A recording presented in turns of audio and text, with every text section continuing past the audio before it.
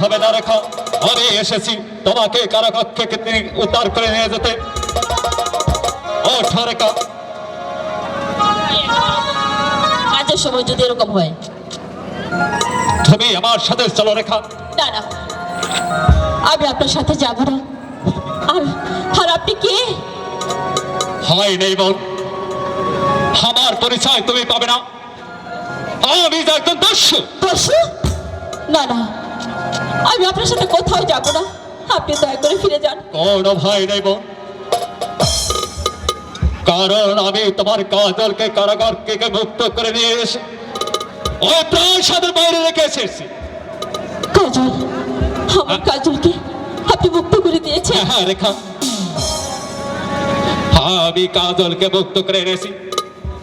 তুমি আমার সঙ্গে চলো, এখনই দুজন মিলে এই রাজ্য ছেড়ে অনেক দূরে চলে যাবে। তা না হলে তোমার পিতা যে তোমাকে রক্ষা দেবে না। হ্যাঁ, আমি যাব। আমি আমার কাজলের কাছে যাব। আপনার কথা যদি সত্যি হয়, তাহলে আপনি আমার ধর্মের ভাই। আপনার দুটো পায়ে ধরে বলি, বলুন ভাই, আমার কাজল কোথায় আছে?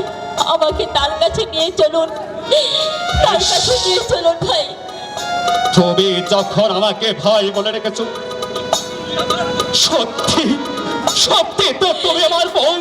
ভাই চলো বোন, চলুন। তুমি তোমার কাজলের কাছে আমি তোমাকে পৌঁছে দেব। তাই চলুন ভাই, তাই তাই চলুন। তাই চলো রেখা, তাই চলো। শিক্ষা করে চলুন।